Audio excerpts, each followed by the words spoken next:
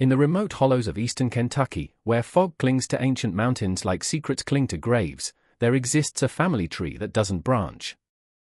It spirals inward, twisting back on itself in ways nature never intended. For 7 generations, the same surnames appear over and over, married to each other, bearing children who carried the weight of their ancestors' choices in their very blood. What you're about to hear is not folklore. It is not legend.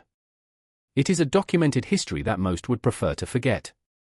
A genealogical nightmare spanning 2 centuries that reveals what happens when isolation, tradition, and desperation collide in the shadows of Appalachia. Hello everyone.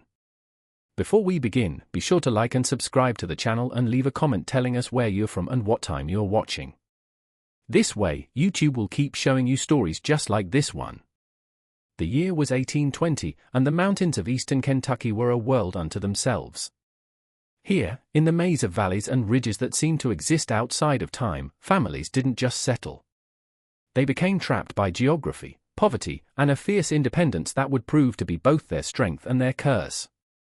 Among these early settlers were the Colts, a family whose name would become synonymous with one of the most disturbing genetic experiments in American history, though they never intended it as such. Samuel Colt arrived in these mountains with his wife Martha, seeking the promise of cheap land and freedom from the judgments of civilization. What they found was an isolation so complete that the outside world might as well have ceased to exist. Their nearest neighbors were hours away on horseback, accessible only by treacherous mountain paths that became impossible in winter.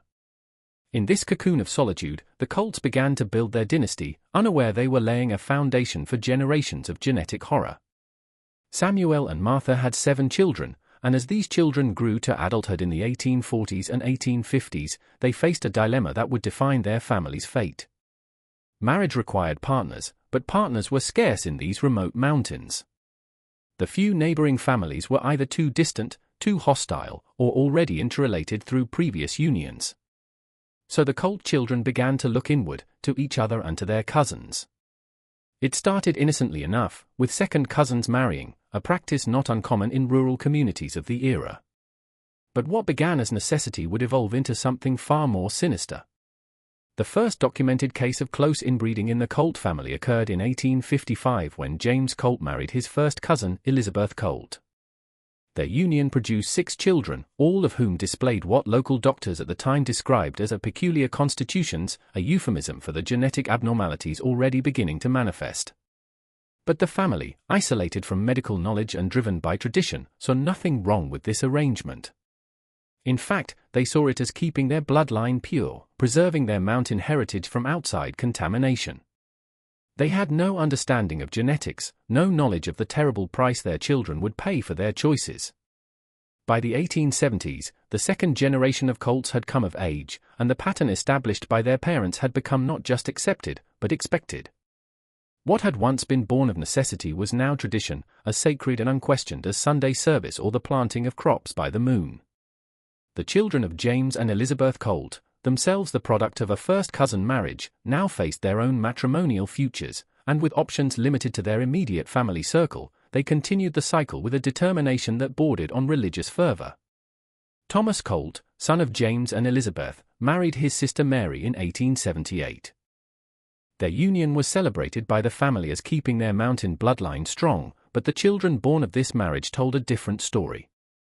Of their 8 offspring, 3 died in infancy from mysterious ailments that local physicians couldn't identify or treat. The surviving 5 children displayed increasingly severe physical and mental abnormalities, clubfoot, cleft palates, and what the family euphemistically called slow thinking.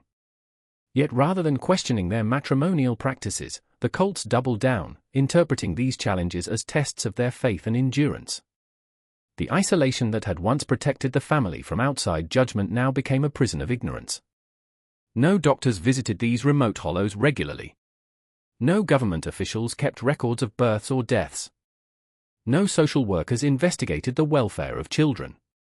The Colts existed in a bubble of their own making where their increasingly disturbing family structure went not just unnoticed, but unchallenged.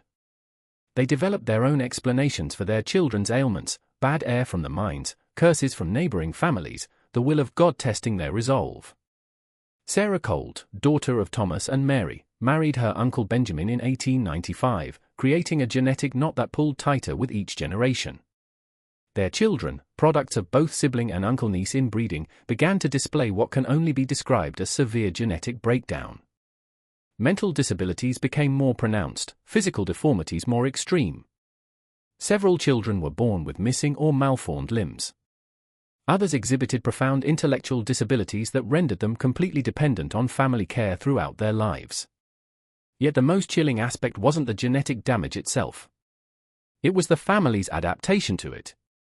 They created a hierarchy where the normal children cared for the severely disabled, where deformity was expected and abnormality was simply another mouth to feed. They developed their own crude forms of medical care, their own explanations for conditions that would have horrified trained physicians. The Colt family had become a closed system, feeding on itself, growing more distorted with each generation, while maintaining the illusion that this was simply their way of life. As the 20th century dawned, the third generation of Colts represented something that had never existed in documented American history, a family so genetically compromised that they had essentially become a separate subspecies. Isolated not just by geography but by the accumulating damage of decades of inbreeding. The children born in the 1900s and 1910s were living testaments to what happens when the laws of genetics are systematically violated for nearly a century. Daniel Colt, born in 1902 to Sarah and her uncle Benjamin, married his own sister Ruth in 1920. By this point, the family's gene pool had become so restricted that finding any partner who wasn't a close relative was virtually impossible. Every eligible person in their isolated community was already related through multiple previous unions. Their wedding, held in the same mountain cabin where their grandparents had begun this genetic spiral, was attended by relatives who were simultaneously cousins, aunts, uncles, and siblings to both bride and groom. The children of Daniel and Ruth represented a new low in human genetic diversity. Of their 12 pregnancies, only 7 children survived to adulthood, and those who did displayed abnormalities so severe that they required constant care. 3 were born deaf and mute. 2 had severe intellectual disabilities that left them functioning at the level of toddlers well into their adult years. 1 child, Martha, was born with such severe physical deformities that she never learned to walk and spent her entire life confined to a wooden crate that served as both bed and wheelchair. What makes this period particularly horrifying is the documentation that survived. A traveling missionary named Reverend Samuel McKinney visited the Colt settlement in 1925 and kept detailed records of what he witnessed. His journal, discovered decades later in a church archive, describes scenes that read like something from a Gothic nightmare. He wrote of adults who communicated primarily through grunts and gestures, of children with faces so malformed that he initially mistook them for victims of some terrible accident, of a family structure so confused that siblings were raising children who were simultaneously their offspring, nieces, nephews, and grandchildren. McKinney's most disturbing observation was the family's complete normalization of these conditions. They showed no shame, no recognition that their situation was anything other than natural. When he suggested that perhaps marrying outside the family might improve their children's health, the eldest patriarch, now in his 70s, explained with genuine bewilderment that outsiders were different people who might weaken the blood. They had created their own reality where genetic catastrophe was simply the price of maintaining racial purity, where deformity was evidence of their family's unique heritage rather than a sign of its destruction. The Reverend fled the settlement after only 3 days, but not before documenting what may be the most comprehensive early account of extreme inbreeding in American history. His journals reveal a family that had moved beyond merely marrying cousins. They had created a closed genetic loop where the same damaged DNA was recycled endlessly, amplifying defects with each generation while eliminating any possibility of genetic rescue. The 1930s brought the Great Depression to America, and with it, the first government programs that would eventually penetrate even the most remote corners of Appalachia. It was during this period that the Colt family's genetic nightmare finally caught the attention of the outside world. Not through humanitarian concern, but through a medical survey conducted by the Works Progress Administration. What the researchers discovered would challenge everything the medical establishment thought it knew about the limits of human genetic degradation. Dr. Harold Whitman, a geneticist from the University of Kentucky, was part of a team surveying rural populations for hereditary diseases. When local officials mentioned strange rumors about a family living deep in the mountains where everyone looked the same, Whitman initially dismissed it as mountain folklore. but in the summer of 1936 he made the treacherous journey to the Colt settlement. And what he found there would haunt him for the rest of his career. His official report, buried in government archives for decades, reads like a medical horror story. The fourth generation of colts, now adults in their 20s and 30s, represented genetic damage so severe that Whitman initially questioned whether they belonged to the same species as normal humans. He documented cases of microcephaly so extreme that adult heads were smaller than those of typical infants. He found individuals with extra fingers and toes, not the simple polydactyly occasionally seen in normal populations, but grotesque protrusions of bone and flesh that seemed to sprout randomly from hands and feet. Most disturbing were the facial deformities, features so distorted that family members were often unrecognizable as human from certain angles. Robert Colt, born in 1915 to Daniel and his sister Ruth, had married his own daughter Susan in 1934. Their children represented a genetic dead end, the product of so many generations of inbreeding that their DNA had essentially collapsed in on itself. Of their 6 children, 2 were born without eyes, their skulls smooth where eye sockets should have been. Another was born with what appeared to be a second, partially formed torso growing from his chest. One child lived to age 12 despite being born with her internal organs reversed, a condition so rare that Dr. Whitman had never encountered it in his 20-year career. But the most chilling discovery wasn't the physical abnormalities. It was the family's adaptation to them. They had developed their own crude medical practices, their own explanations for conditions that defied medical understanding. Children born with severe intellectual disabilities were assigned specific roles in the family hierarchy, often used as sources of entertainment for the more functional members. Those with physical deformities were hidden away during daylight hours but brought out for family gatherings where their conditions were celebrated as evidence of their bloodline specialness. Dr. Whitman's report recommended immediate intervention, including forced sterilization and removal of children to state custody, but the remote location and the family's fierce resistance to outsiders meant that his recommendations were never implemented. The Colt family continued their genetic spiral, now for generations deep in a pit of hereditary damage that seemed to have no bottom. Whitman himself suffered a nervous breakdown 6 months after his visit and spent the rest of his career studying fruit flies, claiming he could never again work with human subjects. If you're still watching, you're already braver than most. Tell us in the comments what you would have done if this was your bloodline. By the 1940s and 1950s, the 5th generation of colts had achieved something that should have been biologically impossible.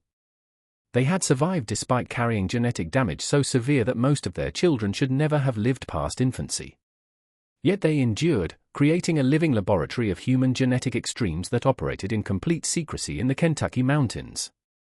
Their survival was not a testament to human resilience, but to something far darker, a family's complete abandonment of natural selection in favor of genetic suicide.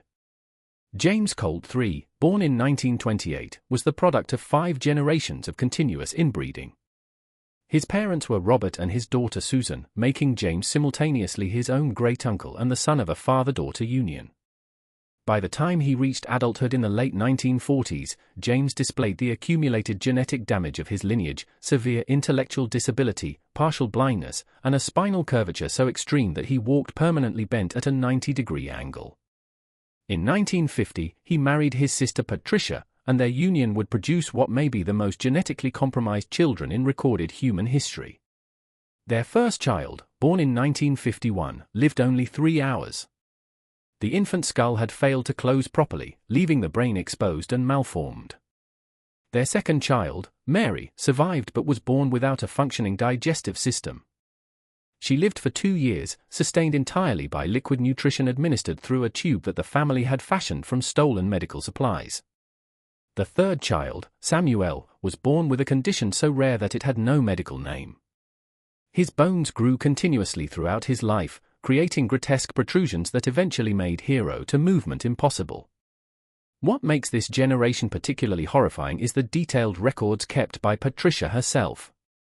Unlike her ancestors, she had learned to read and write, and she maintained a journal that documented every birth, every death, and every deformity with the matter-of-fact tone of someone recording livestock breeding. Her entries, discovered after her death, reveal a woman who had completely dissociated from the horror of her situation. She wrote about children born without limbs as casually as someone might note the weather, described the death of infants with the same emotional detachment as recording a grocery list. The family had by now developed elaborate rituals around their genetic failures. Children who died within the first year were buried in unmarked graves behind the family cabin, their deaths unreported to any authority. Those who survived with severe disabilities were assigned numbers rather than names, reducing them to inventory in the family's twisted system. The more functional family members began to see themselves as caretakers of a sacred bloodline, preserving something precious rather than perpetuating something monstrous. Most disturbing was their increasing isolation from reality itself. They had created their own language, their own customs, their own explanations for the world around them. They believed that their genetic conditions were evidence of their family's divine selection, that they were evolving into something higher than ordinary humans. They spoke of themselves as the chosen people of the mountain, destined to inherit the earth through their genetic purity. The delusion had become so complete that they genuinely believed their deformities were signs of superiority rather than evidence of genetic collapse. The 1960s and 1970s witnessed the 6th and 7th generations of colts, and by this point, the family had transcended the boundaries of medical possibility. They had become living proof that human genetics could be pushed far beyond what nature intended, creating beings that existed in a twilight zone between life and death, between human and something else entirely. These final generations represented not just the culmination of 7 generations of inbreeding, but the complete breakdown of the genetic code that defines our species. Timothy Colt, born in 1955 to James and his sister Patricia, married his own mother in 1975. By this time, the family's understanding of relationships had become so distorted that the concept of incest had lost all meaning. They were simply breeding from whatever genetic material remained available. Their children, born in the late 1970s, represented genetic damage so severe that several were born with conditions that had never been documented in medical literature. One child was born with 2 hearts, both struggling to pump blood through a circulatory system that couldn't support dual organs. Another was born with a brain so malformed that it resembled coral rather than neural tissue. The 7th generation, born in the 1980s and 1990s, marked the effective end of the Colt bloodline. These children, if they can be called children, were born with genetic defects so extreme that most died within days of birth. Those who survived did so in a state that challenged the very definition of human consciousness. They couldn't speak, couldn't recognize faces, couldn't perform basic functions like eating or eliminating waste without assistance. They existed in a vegetative state that was neither truly alive nor mercifully dead. Sarah Colt, born in 1978, was perhaps the last functional member of the family line. She possessed enough mental capacity to understand that something was fundamentally wrong with her family, but lacked the ability or resources to break the cycle. In a journal entry from 1995, she wrote, "The babies keep coming out wrong. They don't look like babies. They don't sound like babies. Sometimes I think we're being punished for something, but I don't know what." She died in 2001 childless, marking the effective end of the Colt family's genetic experiment. By the early 2000s, the surviving members of the family could no longer reproduce. The men had become sterile through genetic damage, and the women could not carry pregnancies to term. The few remaining family members, perhaps a dozen individuals scattered across the original settlement, existed in a state of biological limbo. They were human in name only, their genetic heritage so damaged that they represented a dead-end branch of human evolution, a cautionary tale written in DNA. Local authorities, who eventually discovered the settlement in 2003, described it as resembling a scene from a post-apocalyptic nightmare. The family members who remained were so physically and mentally compromised that they required immediate medical intervention just to survive. Most were transferred to long-term care facilities where they lived out their remaining years under assumed names, their true identities buried along with their family's dark secret. The settlement itself was abandoned, left to be reclaimed by the Kentucky wilderness that had hidden its horrors for nearly 2 centuries. Today, the Colt settlement stands empty, a collection of rotting cabins slowly being consumed by the Kentucky wilderness. But the legacy of what happened there continues to haunt geneticists, anthropologists, and medical researchers who study the case files that were finally declassified in 2010. The Colt family represents the most extreme documented case of human inbreeding in recorded history. a 7-generation experiment in genetic degradation that pushed the boundaries of what the human genome could endure before complete collapse. The medical records, when they were finally compiled and analyzed, revealed patterns that challenged fundamental assumptions about human genetics. The Colts had survived conditions that should have been immediately fatal, developed crude adaptations to genetic damage that defied medical understanding, and created a family structure so distorted that it resembled something from evolutionary biology rather than human sociology. Their case has become a cornerstone study in genetic research, referenced in medical schools and research institutions as an example of the absolute limits of human genetic tolerance. But perhaps most disturbing is what the Colt family reveals about the human capacity for self-deception. For 7 generations, they maintained the belief that they were preserving something sacred, something pure, even as the evidence of their genetic destruction accumulated around them. They created elaborate mythologies to explain their condition, developed rituals to celebrate their deformities, and convinced themselves that their suffering was evidence of their divine selection rather than their genetic suicide. The psychological profiles of the surviving family members, conducted during their brief time in state custody, revealed minds so disconnected from reality that they inhabited what psychiatrists described as a parallel universe of delusion. They spoke of their dead children as having returned to the mountain spirits, described their deformities as marks of the chosen, and maintained until their deaths that they were the inheritors of a superior bloodline that ordinary humans couldn't understand. The last known survivor of the Colt family, a woman identified only as patient CA47 in medical records, died in a Kentucky state care facility in 2019. She was the great-great-great-great-great-granddaughter of the original Samuel and Martha Colt, carrying in her damaged DNA the accumulated genetic errors of 7 generations of inbreeding. Her death marked the official end of a bloodline that had persisted for nearly 2 centuries in complete isolation from the outside world. The mountain settlement where the Colts lived has been sealed off by state authorities, declared a biological hazard site due to contamination from improperly disposed medical waste and human remains. Local legends speak of strange sounds echoing from the abandoned cabins, of visitors who claim to see figures moving through the ruins. But these are just stories, whispers in the wind. The real horror of the Colt family lies not in ghostly apparitions, but in the documented reality of what human beings can become when genetics, isolation, and delusion converge in the darkness of places the outside world chooses to forget. Their story serves as a reminder that some secrets are buried not because they're untrue, but because they're too terrible for civilized society to acknowledge. The Colt family existed. They suffered. And they died, leaving behind a genetic legacy that will be studied for generations as a cautionary tale of what happens when the laws of nature are systematically violated in the name of preserving bloodline purity. In the end, they achieved the opposite of what they sought. Not genetic superiority, but genetic extinction, written in the language of human suffering across 7 generations of darkness.